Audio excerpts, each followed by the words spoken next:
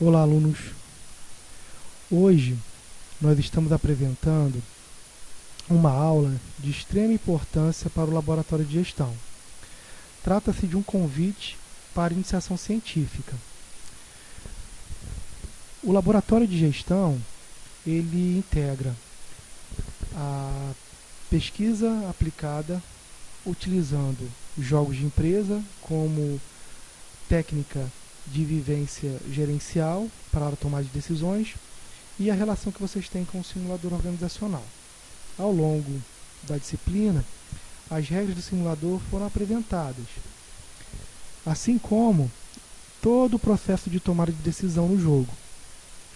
O convite para a iniciação científica seria, então, a terceira etapa do tripé conceitual que forma, a base do laboratório de gestão. Os objetivos de aprendizagem para a aula de hoje trata especificamente de orientar o aluno na elaboração de um projeto de pesquisa. Então, é importante apresentarmos uma pesquisa desenvolvida no laboratório de gestão. Nesse caso, é o segundo objetivo de aprendizagem. Introduzir a vocês o nosso roteiro de pesquisa. O projeto de pesquisa é a peça inicial para o desenvolvimento de um relatório científico no laboratório de gestão. Nesse momento, nós iremos apresentar a vocês uma parte desse relatório científico, que nós chamamos então de projeto. Ele está dividido em situação-problema, a formação de uma pesquisa através da questão-problema, o contexto no qual o tema do seu trabalho vai ser apresentado, os seus objetivos, a teoria que fundamenta a resposta ao seu problema e orientações quanto às referências. Então essa seria a nossa agenda da aula de hoje. A situação-problema. A situação-problema é algo muito importante, porque a gente precisa imaginar que o participante do laboratório de gestão, assim como já foi tratado em outros capítulos, ele pode representar um pesquisador, alguém que é capaz de formular uma questão que vai ser respondida num ambiente onde ele está exercendo suas atividades. Ou seja, a atividade de pesquisa não se restringe apenas ao pesquisador tradicional, o cientista, Pesquisas na área de ciências aplicadas, como o caso da administração e ciências contábeis, também podem usar todo esse conjunto sistematizado de conhecimento. Para a elaboração de um relatório científico, é de extrema importância que seja apresentada a situação-problema. A situação-problema é o contexto, é a inquietação no qual o pesquisador vai estar inserido. No caso do laboratório de gestão, seria as principais questões e dilemas que vocês enfrentaram durante o processo de tomada de decisão e implementação da estratégia da sua empresa. Existem inúmeros problemas. Nós até brincamos que o que não falta no laboratório de gestão são problemas a serem analisados. A situação-problema, ela não deve ser confundida com a questão de pesquisa. Na verdade, ela é um contexto no qual o pesquisador, o relator do artigo, precisa apresentar ao leitor esse contexto. Nós temos, então, agora, um pequeno exemplo. E para explicar os exemplos ao longo dessa aula, nós usaremos um caso ilustrativo. Esse caso diz respeito a uma pesquisa que envolve gestão da demanda, no qual a pessoa que vai estar à frente da construção desse relatório técnico-científico também é um diretor de uma empresa simulada. Se vocês observarem ao longo desses 4 parágrafos desse exemplo, nós podemos ilustrar a situação problema como sendo, no primeiro momento, o contexto que envolve a gestão da demanda. A demanda como sendo um fator importante na relação entre a geração de oferta e as relações que organizações estabelecem dentro do mercado, ela passa a ser um alvo a ser atingido. Para gerenciar o desempenho de uma organização, nós precisamos então ter análise, e inferência sobre variáveis internas e externas. As variáveis internas são variáveis controláveis, que dependem muito da decisão da empresa, como, por exemplo, preço, o prazo fornecido aos clientes, investimentos que podem ser feitos para desenvolver e melhorar a gestão da empresa. Por outro lado, existem variáveis externas, que são incontroláveis, ou seja, essas variáveis não têm domínio direto da empresa. Nesse sentido, nós precisamos considerar essas variáveis externas como sendo variáveis que são intervenientes e que também podem influenciar o ambiente econômico, as atividades associadas à concorrência, e isso também são itens importantes para a gestão da demanda. Essas variáveis, como sazonalidade, o preço dos concorrentes, combinadas com as variáveis internas, determinam, por exemplo, a demanda de um produto. Percebam que nesse comentário que eu estou fazendo acerca desse primeiro parágrafo, é apresentar para o leitor, antes de tratar especificamente sobre o tema previsão de demanda, por exemplo, aonde estariam as variáveis que nós iríamos estudar. O segundo parágrafo trata especificamente da preocupação em acompanhar as variáveis do ambiente externo para reduzir a incerteza e tomar boas decisões, porque a ausência desse controle pode desviar a empresa dos seus objetivos. Para isso, a previsão de demanda apresenta-se como uma maneira consistente de profissionais gerenciarem o atendimento aos seus clientes. Se pensarmos que tanto no desequilíbrio entre ofertar em quantidades superiores às demandadas no mercado, isso pode incorrer em problemas para a organização, como, por exemplo, estoque. Mas se porventura nós não conseguimos desenvolver uma oferta suficiente para atender a demanda, nós teremos também um desequilíbrio, que nós chamamos isso, por exemplo, de custo de oportunidade, que é o não atendimento da demanda. Percebam que nesses parágrafos ilustrativos nós estamos contextualizando o problema, que isso é algo que nós vivenciamos no jogo de empresa, por exemplo. Bom, então, se vocês acompanharam o raciocínio, nós começamos falando sobre a combinação das variáveis internas e externas que resultam na geração e no atendimento da demanda. Falamos também sobre a importância de acompanhar variáveis que são incontroláveis para podermos aumentar nossa previsibilidade e o grau de acerto. Com isso, a possibilidade de obtermos sucesso nas nossas decisões. A falta de previsibilidade também foi outro assunto comentado, porque não adianta simplesmente gerar muita oferta, porque a geração de muita oferta pode gerar custo de estoque, por exemplo.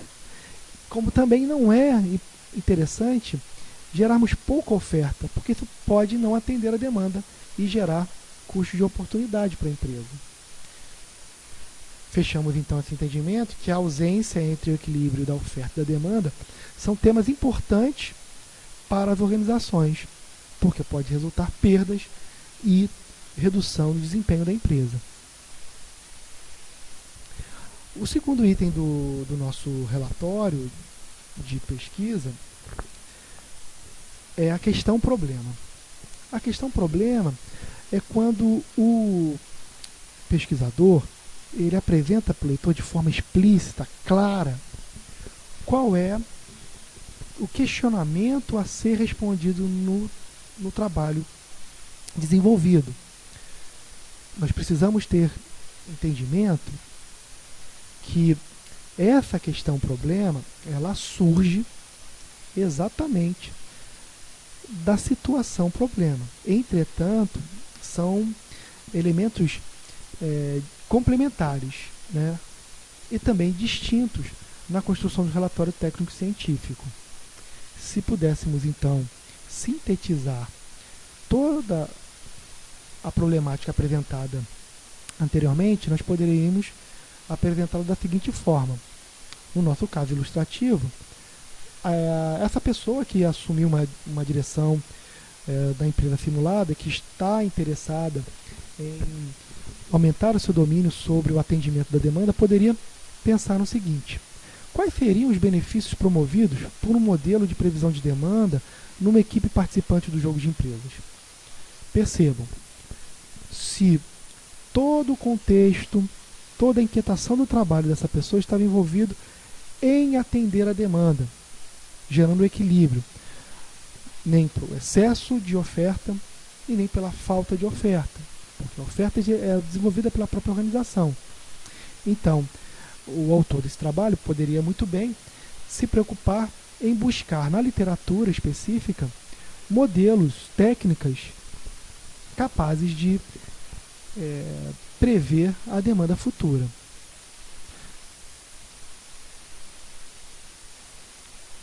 O terceiro item do relatório seria o contexto do problema. O contexto do problema é apresentar ao leitor qual é a área de conhecimento que o tema do trabalho está inserido.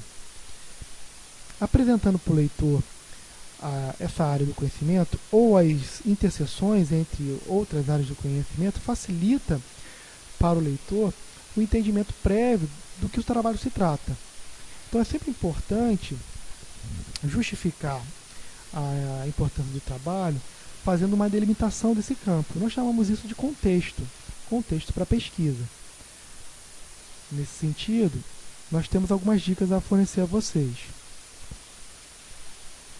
Bom, para o caso ilustrativo, nós podemos buscar algumas áreas que abordam esse problema, contextualizando assim o estudo.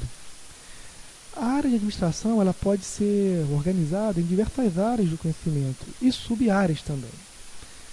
Nós separamos aqui algumas que são relevantes dentro do laboratório de gestão.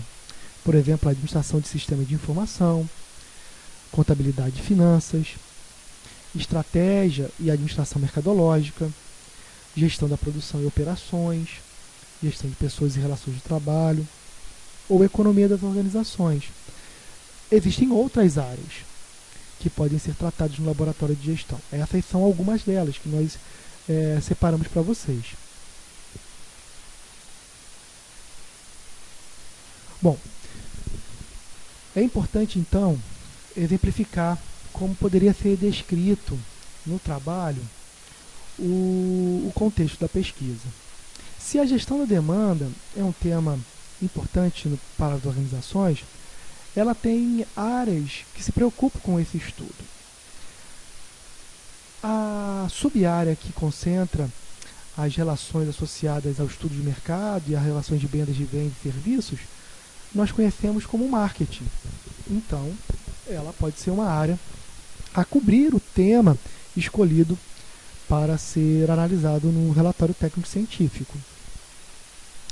Porém, outra área pode ser envolvida nesse estudo, como a área de gestão da produção, porque à medida em que a demanda ela é prospectada e ela é estabelecida, o próximo passo é que a área de produção comece a se organizar para desenvolver então a sua oferta. Então, planejar o processo produtivo também é uma área importante no tema gestão da demanda. Isso mostra ao leitor que um determinado tema de pesquisa pode envolver diversas áreas do conhecimento.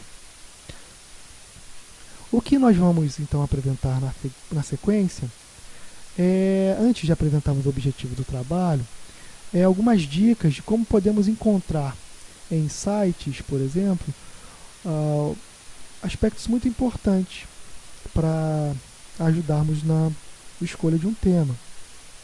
Por exemplo, se nós buscarmos no CNPq, que é o órgão, né, que regulamenta as práticas de pesquisa no Brasil, ele divide o conhecimento em diversas áreas e sub-áreas. Se vocês observarem, nós podemos identificar que a administração é uma grande área do conhecimento dentro das ciências sociais aplicadas. Ela está dividida em 4 tópicos: a administração de empresas, onde nós podemos observar a administração da produção, a administração financeira, o marketing, né, chamada de mercadologia, negócios internacionais, a administração de recursos humanos. Também organiza na área de administração pública, como contabilidade, finanças públicas, organizações políticas e planejamento governamental. Tem também a administração de setores específicos e a própria ciências contábeis, que é tida como uma área de negócios, né? Embora tenha domínio próprio, ela faz parte, junto com a administração, da área de ciências sociais aplicadas, que estuda todo o contexto de negócios públicos ou privados. Uma outra forma de nós encontrarmos sites ou órgãos institucionais, áreas de conhecimento, é a própria ANPAD, que é a Associação Nacional de Pós-Graduação em Pesquisa e Administração. No seu encontro, por exemplo, ela separa os temas de interesse em diversas áreas de conhecimento. Essas áreas de conhecimento podem ser divididas como, por exemplo, a administração de informação, como a administração pública, contabilidade, estudos organizacionais, estratégia em organizações, finanças, gestão de ciência e tecnologia, gestão de operações e logística, gestão de pessoas e relações com o trabalho e marketing. E se vocês pesquisarem ainda mais a fundo, essas áreas são divididas em temas de interesse. Isso pode ser muito útil na hora de você escolher um tema para desenvolver no laboratório de gestão. Então, voltando para as orientações, nós temos na sequência o 4º item do nosso relatório técnico-científico, que é apresentar o objetivo do estudo. O objetivo do estudo ele serve para apresentar ao leitor o propósito e como o seu trabalho será desenvolvido. Se atentarmos, ele é uma resposta prévia ao problema levantado. Por isso é bom dizer a vocês para que tenham muita atenção e não confundir a questão problema com o objetivo do estudo. Apesar de ser complementares, são coisas distintas. Reforçando, o problema de estudo é a inquietação no qual o pesquisador tenta buscar um contexto de problema para responder, que pode ser então explícito através de uma pergunta, que nós chamamos de questão-problema, e que depois é apresentada por um objetivo. Esse objetivo está associado à resposta prévia que imaginamos, uma expectativa de resposta ao problema de pesquisa. Para ajudá-los no desenvolvimento do problema de pesquisa, nós estamos sugerindo utilizar uma taxonomia do domínio cognitivo desenvolvida por um estudioso chamado Bloom, e aí derivou o nome dessa taxonomia, chamada Taxonomia de Bloom. Ela serve para que nós para que nós possamos hierarquizar o desenvolvimento da produção do conhecimento. Então, ela pode ser muito útil em desenvolvimento de projetos de pesquisa, como é o caso desse apresentado aqui. A taxonomia original, essa que nós estamos apresentando agora, ela é dividida em 6 níveis, que vai como se fosse uma pirâmide. Ela vai do nível básico, secular e importante, que nós chamamos então de acesso ao conhecimento. Se vocês observarem, à medida que nós avançamos os níveis, o domínio cognitivo se torna mais complexo.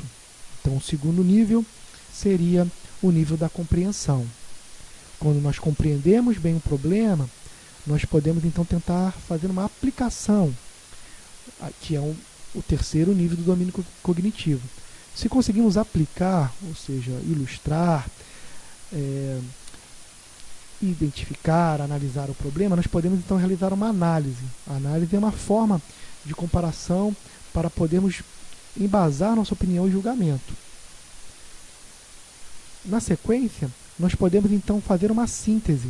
Quando o entendimento começa a ser construído, o conhecimento ser consolidado, a síntese é como se fosse um mapa, um panorama, uma clara ideia do problema a ser tratado. Se temos esse domínio da síntese, nós podemos fazer avaliação, julgamento, inferências, e aí responder de forma mais robusta aos problemas pesquisados. É importante frisar que nem sempre um estudo científico vai abordar todos os níveis da produção e do domínio cognitivo proposto por Bloom. A gente precisa entender que cada nível do conhecimento é como se fosse uma escada, né?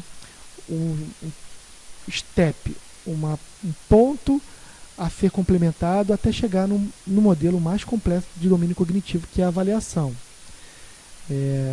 Na sequência, nós iremos apresentar a vocês alguns objetivos importantes que podem servir na hora de construir o seu objetivo de pesquisa.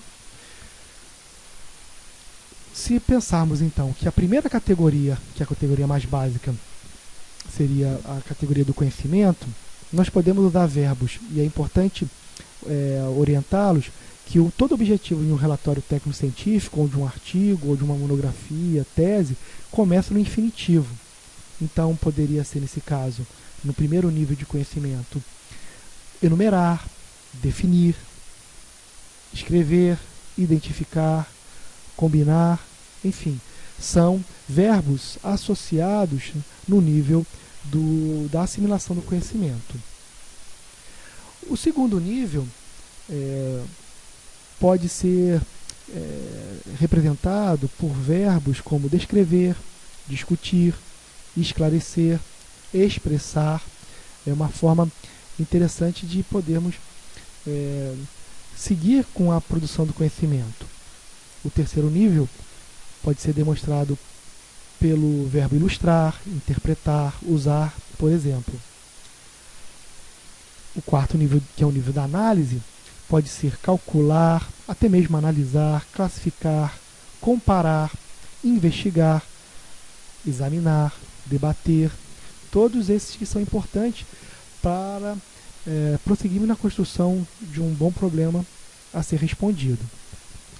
No nível da síntese, nós podemos, além de sintetizar, usar verbos como construir, coordenar, dirigir, formular, esquematizar e organizar. O sexto e último nível, que nós chamamos de nível mais completo da produção do conhecimento, seria avaliar. Então, verbos como ajuizar, apreciar, assim como avaliar, julgar, validar, valorizar, são verbos, ou preferir, são verbos que nos ajudam a construir bons objetivos de pesquisa.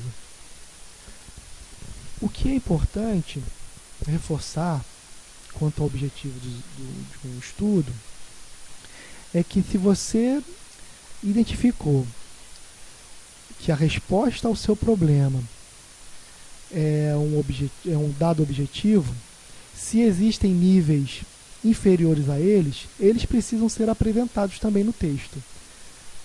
Vou usar um exemplo. Se porventura nós identificamos o nível da análise como um nível importante e relevante para responder o problema da nossa pesquisa. Então, o objetivo geral do trabalho poderia ser descrito como classificar, comparar, diferenciar, mas existem passos anteriores que precisam ser completados.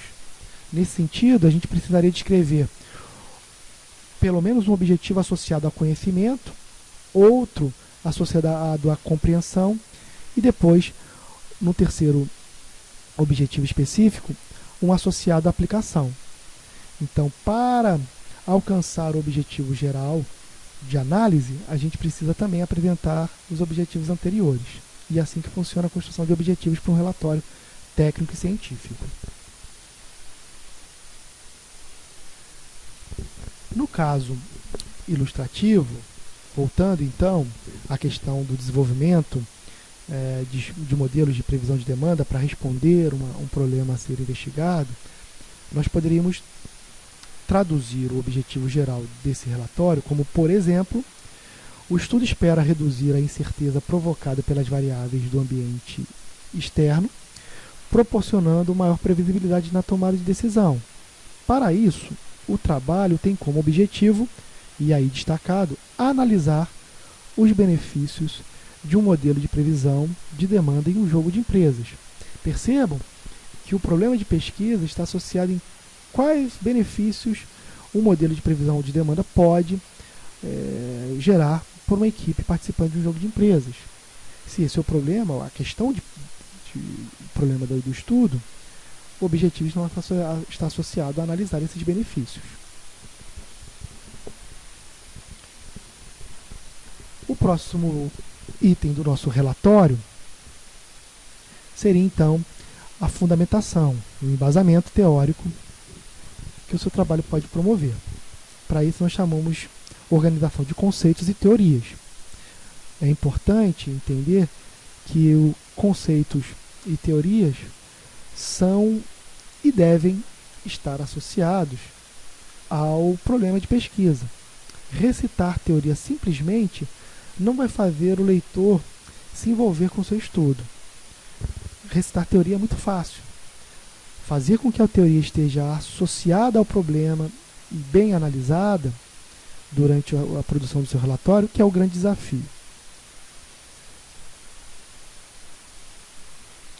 Bom, nós temos algumas dicas para que você possa desenvolver a fundamentação ou a revisão teórica do seu projeto para o relatório de pesquisa. Esses são alguns passos que vocês podem utilizar. Existem outros, é bom frisar. Nós separamos eles. Primeiro, é importante você identificar conceitos chaves do seu estudo. É muito comum nos trabalhos científicos serem indicados por o que nós chamamos de palavras-chave. Essas palavras-chave são os elementos que facilitam nossas buscas em bases de dados.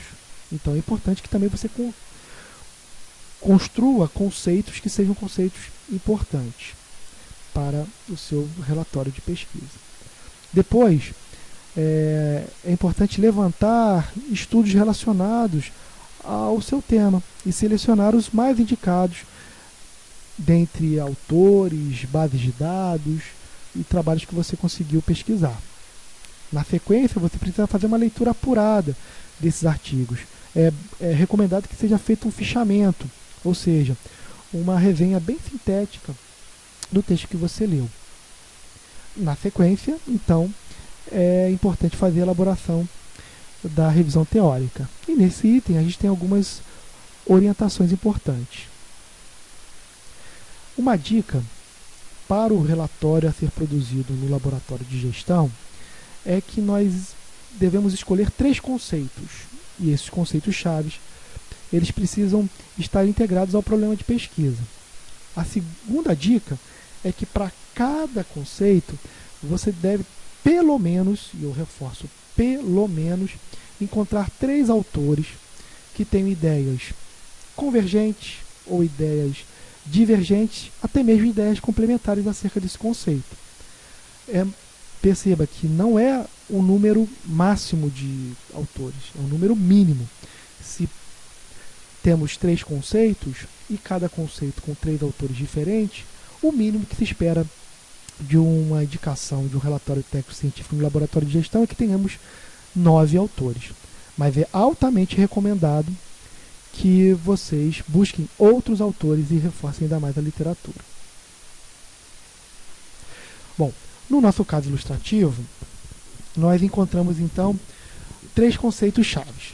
conceito de previsão de demanda, conceito de técnicas de previsão de demanda e o conceito que pode ser também um conceito importante, porque vai ser aplicado no ambiente de um jogo de empresas. Então nós podemos tratar o jogo de empresas como um terceiro conceito. Na aula de hoje, nós iremos utilizar um exemplo específico de como pode ser construído o conceito previsão de demanda. Percebam, ao longo do parágrafo ilustrativo, que nós encontramos 3 autores. O primeiro deles, nesse caso Gerber et al. De 2013, ele fala sobre as dificuldades na previsão de demanda. A terceira frase desse parágrafo, que é citada por Mello Alcântara 2011, trata da importância da previsão de demanda no alinhamento das necessidades do mercado e a capacidade de resposta da empresa. Então, a primeira frase do estudo fala sobre a dificuldade de se prever demanda. A segunda frase do parágrafo fala sobre o objetivo, que é alinhar as necessidades de mercado e a capacidade da empresa em gerar suas ofertas.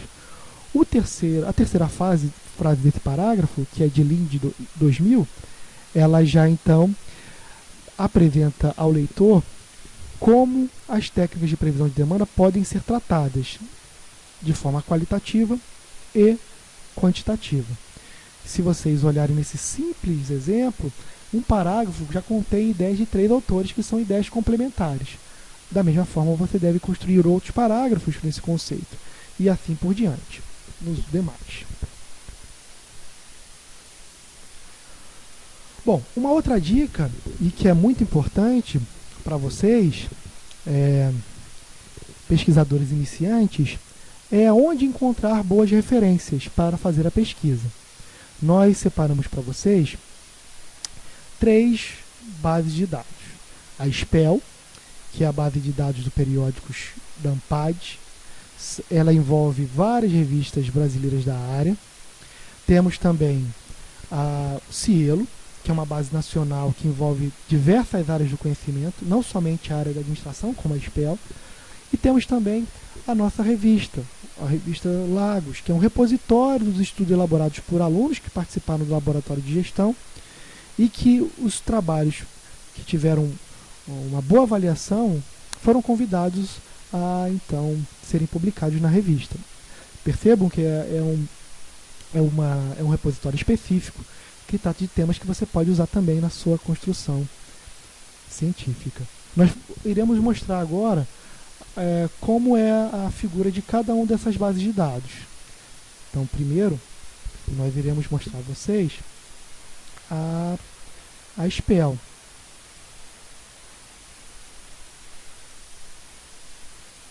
Então, se vocês observarem,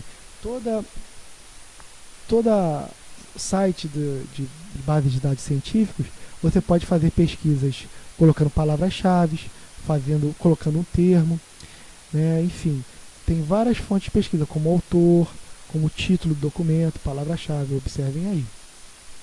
A outra base, que é a Cielo, já é uma base de estudos de diversas áreas do conhecimento.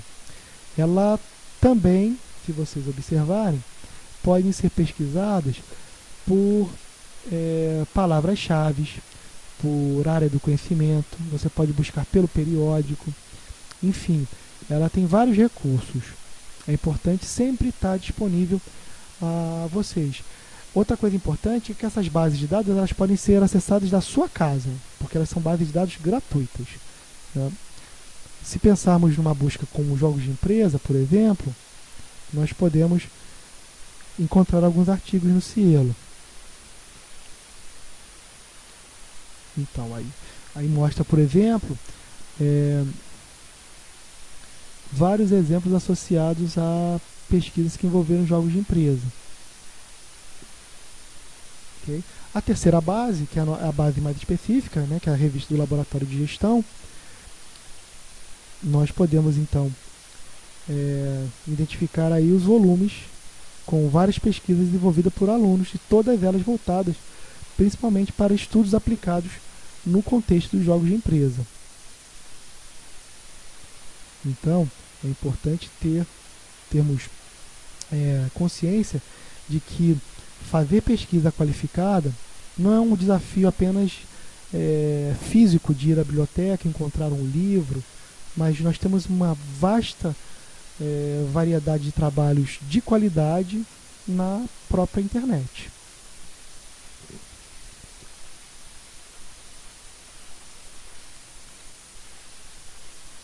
Bom, seguindo a parte de fundamentação, e revisão teórica, nós temos outras dicas para fornecer a vocês. Nós estamos aqui então apresentando uma gradação, uma diferenciação entre os documentos a serem pesquisados. É como se fosse uma ordem.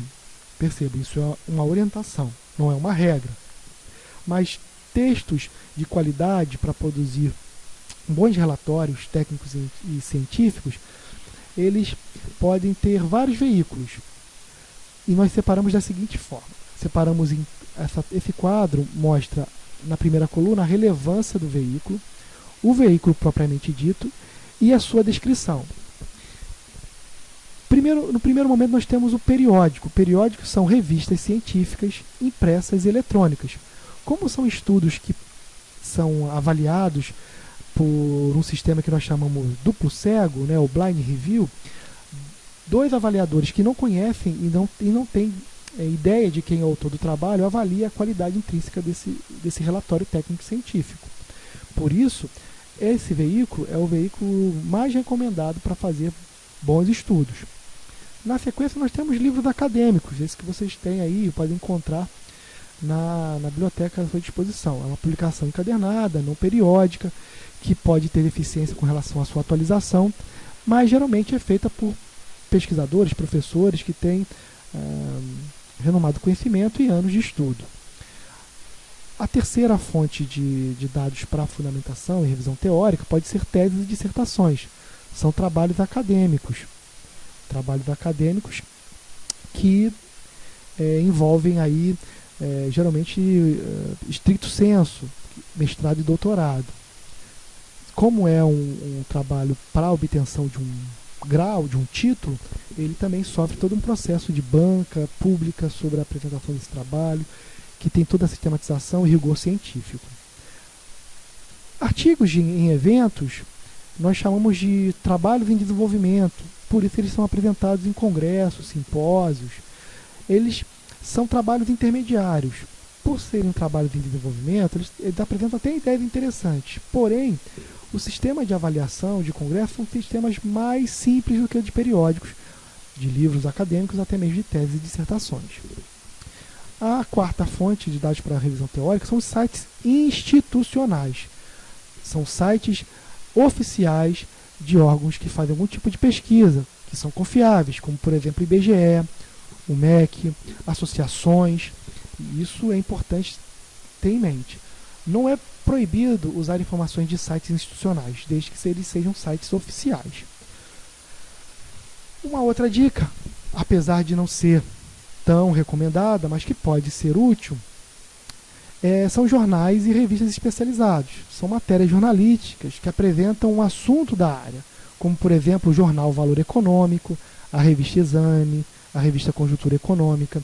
Essas revistas elas têm uma carga editorial, pessoas profissionais qualificados, porém elas não passam por um rigor, por uma banca científica, por exemplo. Podem apresentar informações úteis, mas não informações totalmente avaliadas e testadas. Isso é importante termos em mente. Bom, chegamos à última parte do nosso projeto de relatório técnico-científico, que são as referências. O nosso intuito aqui é fornecer para vocês uma breve ilustração de como você pode construir referências e citações ao longo do texto. Nesse caso, nós vamos apresentar 3 tipos de referências apresentados nos exemplos ilustrativos do nosso caso. Nós temos então lá Lean, que trata sobre um estudo de modelos de previsão de demanda. É um relatório de uma publicação científica, por isso é uma revista, ele não tem lá seu volume 3, número 1 de 2000. Temos então um outro trabalho que é de um periódico científico, que é da Ronaiser e do Sawaya, que fala sobre desenvolvimento e aplicação de um modelo de previsão de demanda em jogos de empresa, na revista Hack Eletrônica. Então é um periódico científico avaliado por pares, então ela tem uma boa contribuição. E outro também nós temos aí, Golden e Pry, que trata sobre o tema modelando fatores de não preço na função demanda em jogos computadorizados e simulações de negócios. Isso é um artigo oriundo de um evento. PROCEED significa trabalho de desenvolvimento ou análise de um evento da Associação de Simulações de Negócios e Aprendizagem Vivencial. É uma conferência, se vocês puderem observar aí. Então, percebam que a referência ela precisa estar ilustrada. No material de apoio dessa videoaula, nós temos outras dicas, mas é importante darmos essa ideia para vocês. Bom, na sequência e fechando essa aula de hoje, nós temos então um modelo de projeto de pesquisa ou do projeto do relatório técnico-científico. Vocês podem observar que ele é um relatório muito conciso. O documento que vocês vão ter acesso é um documento que já está digitalizado e vocês precisam, na verdade, preencher cada item desse relatório. Então é importante você colocar, além da sua identificação, o seu nome, o título do trabalho que você deseja desenvolver e percorrer, preenchendo o conteúdo de cada uma dessas 6 partes. Nós podemos mostrar também num exemplo mais próximo, né? Vamos abrir então aqui o Word para mostrarmos a vocês. Então, vocês podem perceber que essa é a visão do capítulo do trabalho. E aí no final do capítulo da nossa aula, nós temos então esse relatório na íntegra. Você então precisa, no item 1, apresentar o que? A situação problema. No item 2, aí sim, apresentar a questão, formular uma pergunta. No item 3, contextualizar o seu problema dentro das áreas de conhecimento, de administração e ciências contábeis. O 4º item, apresentar o objetivo do estudo, descrever o propósito central, lembrando sempre na dica sobre a taxonomia de Bloom. O 5º item, então, é apresentar os 3 conceitos que formam a revisão teórica do seu trabalho. São os argumentos que ajudam a analisar o seu problema. E, por fim, apresentar as referências usadas no seu relatório e todas elas precisam ser organizadas segundo a ABNT, que é um padrão de normas brasileiras.